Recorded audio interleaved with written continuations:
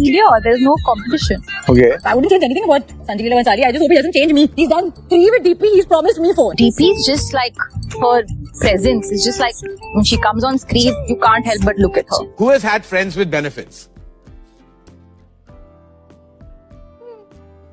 तो बॉलीवुड के दो पॉपुलर एक्टर या एक्ट्रेसेस के बीच में राइवलरी सिर्फ स्क्रीन तक नहीं होती है, बल्कि कैसे वो एक फुल फ्लेज फैन वॉर में चेंज हो जाती है, ये तो काफी बार देखा गया है। लेकिन फिलहाल तो जो दीपिका पादुकोण और आलिया भट्ट के फैंस के बीच में ये एलिजिड फैन वॉर चल रहा है, इसने एक लिमिट को ही क्रॉस कर दिया है, जहाँ पर इन दोनों की डॉटर्स को न सिर्फ लुक शेम किया जा रहा है, कलर शेम किया जा रहा है, बल्कि दीपिका के अभी अनबॉर्न चाइल्ड को लेकर भी बहुत ही डिसरिस्पेक्टफुल बातें पोस्ट या कमेंट्स के थ्रू लिखी जा रही हैं, क्योंकि दीपिका पादुकोण के अपनी सेकंड प्रेगनेंसी अनाउंस करने के बाद जब आलिया भट्ट को हॉस्पिटल के बाहर स्पॉट किया गया, तो वहीं से ये पूरी कंट्रोवर्सी ऐसी शुरू हुई कि अभी दोनों की डॉटर्स को इसमें ड्रैग किया जा रहा है। तो इन सारी चीजों के बारे में बात करेंगे, उससे पहले आप चैनल को सब्सक्राइब जरूर से कर लेना। तो ये पूरा फियास्को तब स्टार्ट होता है जब दीपिका पादुकोण एक पॉजिटिव न्यूज यानी कि अपनी प्रेगनेंसी को अनाउंस करती हैं, तो उनको काफी पॉजिटिव विशेस मिल रही थी both from audience and celebrities. But एमिड all of this Alia Bhatt का एक पैप वीडियो वायरल होता है, जहां पर उन्हें हॉस्पिटल के बाहर स्पॉट किया गया था।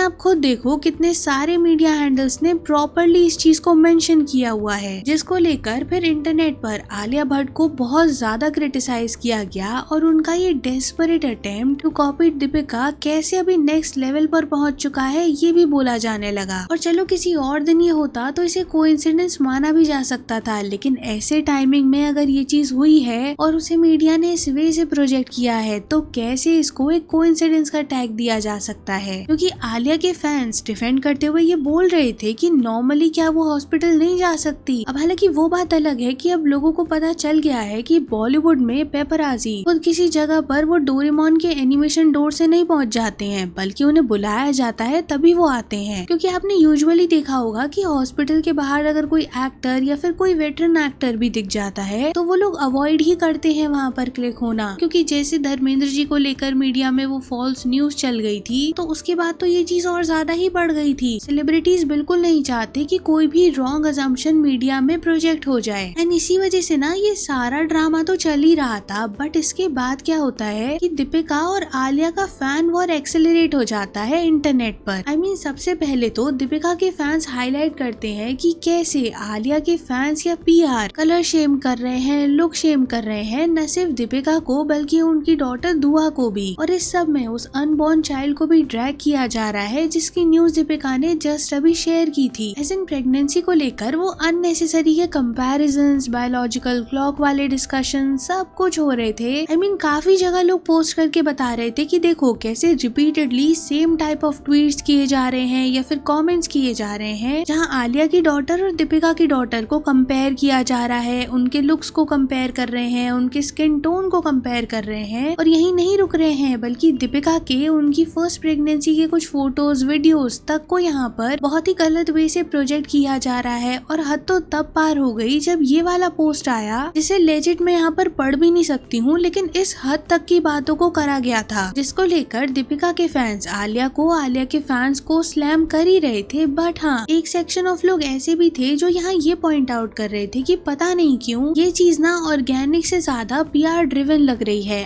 अगर आप ये पोस्ट देखोगे ना, तो यहाँ पर रिपीटेडली कुछ स्पेसिफिक वर्ड्स को यूज किया गया है दीपिका की प्रेगनेंसी, उनकी डॉटर को शेम करने के लिए, एंड वो एकदम कॉन्स्टेंट दिख जाएगा आपको सारे पोस्ट में। और इसे देखकर लोगों को लग रहा है कि ये जो कॉपी पेस्ट वाली चीज चल रही है ना, ये ज्यादातर तो वो पीआर ड्रिवन नैरेटिव्स के केसेस में होती है, यानी कि कोई तो पेड नेगेटिव हेट कैंपेन चल रहा है, जिसके थ्रू ये सारी चीजों को पुश किया जा रहा है। अब ऑफ कोर्स कोई प्रूफ नहीं है इन चीजों को लेकर, लेकिन हाँ, स्पेक्यूलेशंस लोगों में ऐसे ही हैं और उनका मानना है कि फैंस एक हद तक ही ट्रोल करेंगे, लेकिन इतना ज्यादा ड्रैग करना किसी को कि अभी तो आप बस चिल्ड्रन को टारगेट नहीं कर रहे हो, बल्कि उनके पेरेंट्स के बारे में, उनके लुक्स के बारे में, उनके बर्थ के बारे में पता नहीं क्या क्या बोला जा रहा है। अब हालांकि इसको काउंटर करते हुए आलिया के फैंस भी कुछ इंस्टाग्राम पर कैसे एक डेडिकेटेड हेट पेज बना रखा है जहाँ पर आलिया की डॉटर को हेट किया जा रहा है, यहाँ पर हाईलाइट कर रहे थे। Now see in my opinion the end of the day ये दोनों सेलिब्रिटीज हैं, उससे पहले उनके जो चिल्ड्रन को यहाँ पर ड्रैग किया जा रहा है वो चाहे किसी का भी हो वो प्रॉब्लमैटिक ही है। क्योंकि चलो आपको फैन वॉर्स का पार्ट बनना है तो आप आलिया या दीपिका के बारे में या उनके क्राफ्ट के बारे में उन्हें क्रिटिसाइज कर रहे हो या फिर उनके पब्लिक इंटरव्यूज के बारे में स्टेटमेंट्स को लेकर अपना ओपिनियन दे रहे हो, वहां तक चीजें लॉजिकल लगती हैं। क्योंकि अब ना ये कोई फैंडम वॉर नहीं रह गया है, ये तो एक ऐसी टॉक्सिक सिचुएशन को क्रिएट किया गया है जिसको किसी के भी फैंस डिफेंड कर ही नहीं सकते हैं और इसमें सबकी गलती है जो इन्वॉल्व है। नाउ सिचुएशन ना सिर्फ यहीं खत्म नहीं होती है, I mean, यहीं पर काफी सारे पोस्ट कटरीना, श्रद्धा से लेके और भी एक्ट्रेसेस तक को शेड करना शुरू कर देते हैं और इनको लेकर भी फिर यही कहा जाने लगता है कि आलिया का PR काफी एक्टिव है और वही ये सब कर रहा है, जिसको हालांकि आलिया के फैंस डिफेंड तो कर रहे हैं कि आलिया कटरीना या श्रद्धा को क्यों शेम कराएंगी, क्योंकि ना तो उनकी कोई अपकमिंग मूवीज एक डे पर आ रही हैं जो कंपटीशन चल रहा हो या फिर कोई ऐसा इवेंट या अवार्ड शो हो रहा हो जिस वजह से ये कराया जा रहा है, तो कैसे सेंस बनता है। हालांकि to counter it people are saying कि जो एज शेमिंग की जा रही है कि वो 40+ हो चुकी हैं एंड इनफैक्ट उनके रिलेशनशिप बेसिस पर भी जो उनको रिमार्क पास किए जा रहे हैं उनके प्रूफ्स तो क्लियरली यहाँ पर दिख रहे हैं। And to add with it people were also highlighting कि आलिया भट्ट का कटरीना कैफ और श्रद्धा कपूर के साथ कुछ इशू है, इसे मानना उतना भी मुश्किल नहीं है। I mean, यहाँ पर ना लोग रणबीर कपूर का नाम हाईलाइट कर रहे थे बिकॉज आपको पता है कि रणबीर कपूर और कटरीना कैफ ने अप्रोक्सीमेटली 7 इयर्स तक डेट किया था और फिर जिस नोट पर उनका ब्रेकअप हुआ और उसके बाद रणबीर एंड आलिया की मैरिज हुई उस सब के अराउंड एक नैरेटिव ये था कि आलिया और कटरीना एक टाइम पर काफी अच्छे फ्रेंड्स हुआ करते थे, दोनों साथ में जिम में स्पॉट होते थे, काफी सारे इंटरव्यूज में भी दोनों को देखा गया। तो इस वजह से आलिया को क्रिटिसाइज करते हुए कहा जाता है कि एक टाइम पर जिसे वो बेस्ट फ्रेंड बताती थी उसी को उन्होंने बैक स्टेप किया। अब हालांकि अगर श्रद्धा कपूर के बारे में बात की जाए तो रणबीर कपूर और श्रद्धा कपूर के एलिजिट अफेयर के रूमर्स उनकी फिल्म तू झूठी में मक्कार के बाद काफी ज्यादा सर्कुलेट हो गए थे। तो इन शॉर्ट अभी आलिया भट्ट के PR को काफी ज्यादा क्वेश्चन किया जा रहा है कि हमेशा ऐसे सारे सिचुएशन में जहाँ पर दूसरी एक्ट्रेसेस को शेड करना हो या फिर स्पेसिफिकली उन एक्ट्रेसेस को जिनका रणबीर कपूर के साथ एक एक्स रिलेशनशिप रह चुका है, तो एग्जैक्टली ऐसी सिचुएशंस में ही क्यों आलिया का PR उन्हें बेटर दिखाने की कोशिश करता है। क्योंकि भले ही इस चीज को ऑर्गेनिक या एनोनिमस का टैग देने की कोशिश हो, लेकिन क्योंकि सिचुएशंस पास्ट में ऐसी रह चुकी हैं तो अभी लोगों को समझ आ जाता है कि क्या ऑर्गेनिक हो रहा है और क्या एक पेड PR के थ्रू हो रहा है। Now to add to this ना यहाँ पर काफी सारे लोग ये पॉइंट आउट कर रहे थे कि कभी कभी एक्टर्स भी अपने ही अगेंस्ट एक नेगेटिव PR कैंपेन को ड्राइव करते हैं जिससे उन्हें सिंपैथी मिल सके। अब हालांकि इसके कोई अप्रोप्रिएट प्रूफ्स नहीं है, लेकिन हाँ पीपल आर सेइंग कि अभी जो ये पूरी PR इंडस्ट्री है ना इसने काफी ज्यादा काम करना शुरू कर दिया है एक एक्टर की इमेज को बनाने में। बिकॉज इस पर तो सब अग्री करेंगे कि आज की डेट में अच्छी फिल्म्स करना उतना ही इम्पोर्टेंट है जितना आपकी एक अच्छी पब्लिक इमेज होना, और सोशल मीडिया के टाइम में PR से अच्छा ये काम कौन ही कर सकता है। बाकी तो अपना ओपिनियन आप कमेंट बॉक्स में जरूर बताना and don't forget to like and share the video, subscribe to the channel and thanks for watching.